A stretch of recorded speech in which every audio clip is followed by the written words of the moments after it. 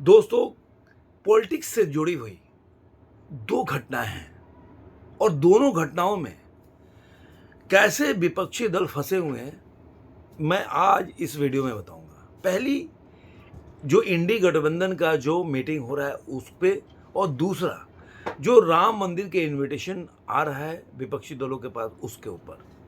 तो पहले इंडी गठबंधन के मीटिंग के ऊपर चर्चा करते हैं। अभी सुना कि उत्तर प्रदेश में इंडी गठबंधन के मीटिंग होने जा रहा है, क्योंकि जो उद्योगपति कुछ लोग हैं वो लोग चाहते हैं कि जो लोग जो बीजेपी की गवर्नमेंट को नहीं चाहते वो लोग एक मीटिंग करें और सारे अपने जो जो भी उनके अंदर भेदभाव है या मनभेद है उसको भुला के और एक प्लेटफॉर्म पे आए। लेकिन ये तो वो चाहते हैं, कुछ राजनीतिक दल भी चाहते हैं, लेकिन मैं हमेशा बोलता हूँ कि आखिर सबसे ज़्यादा त्याग कौन करने वाला है। कुछ दिन पहले मैं सुन रहा था कि कांग्रेस 255 सीटों पे लड़ने के लिए राजी हो गई। आप सोचिए, जो कांग्रेस पार्टी 404 सीट जीत सकती है, आज ऐसी हालत है कि 255 सीटों पे राजी हो गई लड़ने के लिए। देखिए, ये सब एक मतलब रूमर्स है। सच्चाई क्या है, ऑफिशियली आके प्रेस कॉन्फ्रेंस क्या किया, ऐसा कोई भी बात नहीं है।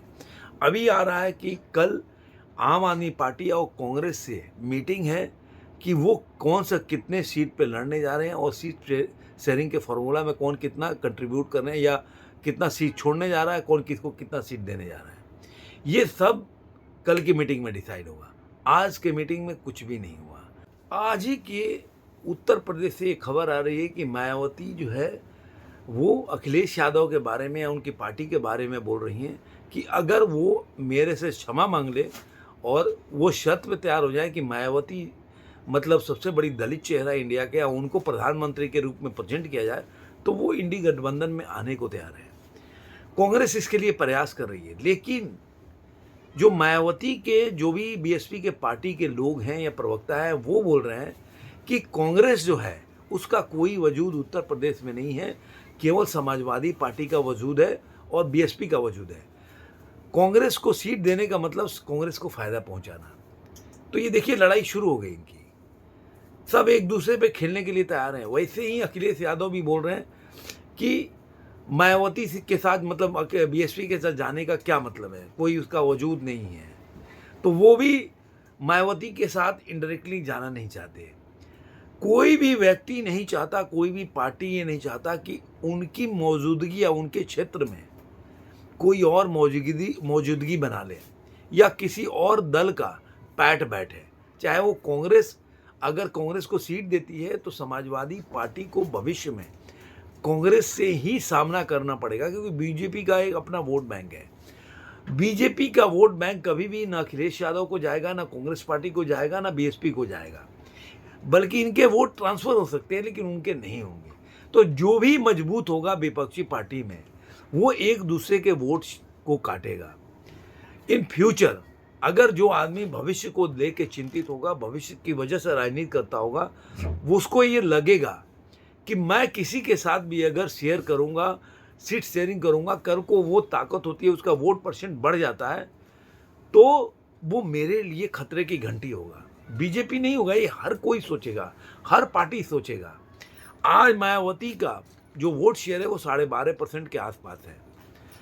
अगर लोकसभा का ये जो असेंबली इलेक्शन का हुआ तो 32% के ऊपर का समाजवादी पार्टी का वोट शेयर है, लेकिन कांग्रेस का वोट शेयर बहुत कम है।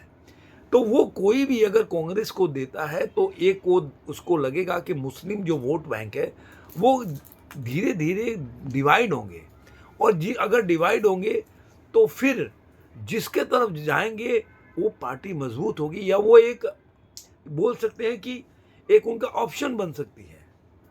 तो कोई भी पार्टी किसी भी क्षेत्रीय दल में ये नहीं चाहेगा कि दूसरी बीजेपी के अलावा कोई उसका स्पेस को ले।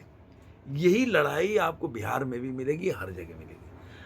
अब हो रहा है आम आदमी पार्टी का गठबंधन, या बोल सकते हैं उनके साथ जो कल होने वाली है मीटिंग सीट शेयरिंग के फार्मूला पे। ये सारी बातें वहाँ भी आएगी। आपको ये होगा कि अब मैं आज ही बता देता हूँ कि ये कल चर्चा ये होगी कि हमारी बात हो गई सीट शेयरिंग पे, हम एक साथ लड़ेंगे, लेकिन कौन कितने सीट पे लड़ेगा ये नहीं आएगा।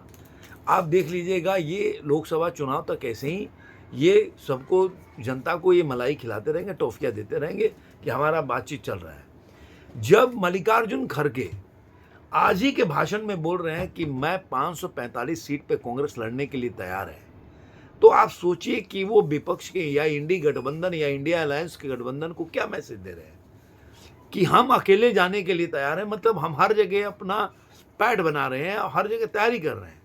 तो फिर इंडिया गठबंधन या इंडिया अलायंस का मतलब क्या है?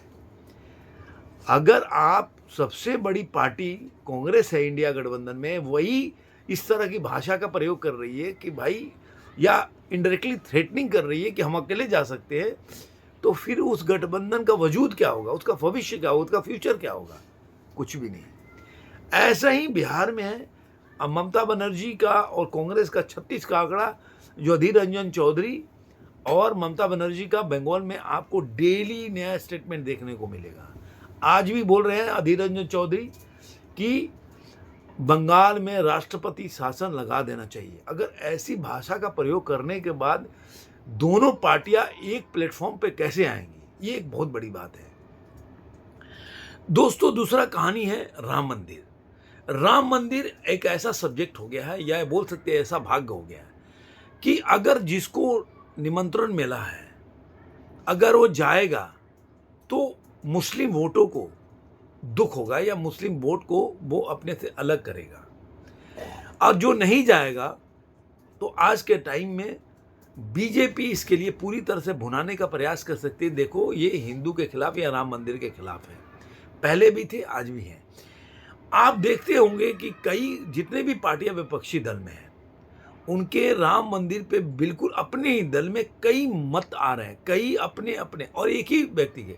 दिग्विजय सिंह का 1 महीने पहले का भाषण सुनिएगा तो कुछ और बोल रहे हैं कि राम मंदिर में क्यों नहीं जाना चाहिए, आज कुछ और बोल रहे हैं।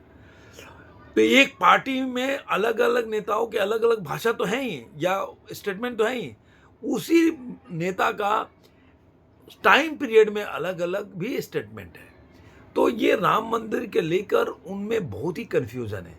कोई एक भी नेता का या एक भी पार्टी का एक अपना स्टेटमेंट, या ये बोल सकते हैं कि एक ढर्रा नहीं है कि हमें जाना है या नहीं जाना है, क्योंकि वो पूरी तरह से कन्फ्यूज है कि जाना चाहिए या नहीं जाना चाहिए। और जितनी कन्फ्यूजन होगी, जितना लेट होगा, बीजेपी हर तरीके से भुनाएगी। जाते हैं तब भी, नहीं जाते हैं तब भी, और सोचते रहते हैं तब भी। अब राम मंदिर के प्राण प्रतिष्ठा का टाइम आने लगा है बहुत ज़्यादा, तो आप बोल सकते हैं कि 15 दिन का टाइम या 14 दिन का टाइम बचा है। अब पूरा ज्ञान इसी में उनको करना है कि उनको जाना है कि नहीं जाना है। और जो नेता में आपस में बोल रहे हैं, तो उससे आज के टाइम में वो कितना अपने वोट बैंक में डेंट मार रहे हैं, खुद ही ये देखने वाली बात होगी। लेकिन एक जरूर बात बोलते जाऊंगा कि दोस्तों, 22 तारीख के बाद जो 25 मार्च तक बीजेपी ने बोला है कि मेरे कार्यकर्ता, मतलब बीजेपी के कार्यकर्ता या विश्व हिंदू पर, वो जितने भी श्रद्धालु आएंगे उनकी सेवा करेंगे, या उनको जो भी उनका हेल्प करेंगे। ये मार्च तक सोचिए कि जब तक रहेंगे तब तक इलेक्शन जो मूड में आ चुका होगा। और बीजेपी चाहती है कि 80 में से 75 से ऊपर सीट जीत ले। तो आप मान के चलिए कि 22 तारीख के बाद ये देश अगर राममय हो जाएगा, हर मंदिर में दिए जलेंगे, जैसा कि बोल रहे हैं, हर जगह लोग दिवाली मनाएंगे, तो और आपको देख रहा होगा टीवी वगैरह में हर जगह के कहीं से कलश आ रहा है, कहीं से कुछ आ रहा है, नेपाल से कितने ट्रक भर भर के उनके राम जी के ससुराल से सामान आ रहा है। तो ये माहौल बनता जा रहा है, राममय होता जा रहा है भारत। तो जैसे जैसे और नज़दीक होती जाएगी, और ये जब 1-2 महीना 1.5 महीना तक चलेगी, तो आप मान कर चलिए कि बीजेपी के लिए इस बार 300 प्लस जाना बहुत इजी खेल होगा। देखते हैं विपक्ष इसको किस तरह से प्रयास करती है काटने के लिए। आपको ये वीडियो कैसा लगा जरूर कमेंट बॉक्स में बताइए। फिर मिलेंगे किसी और वीडियो में, तब तक के लिए धन्यवाद।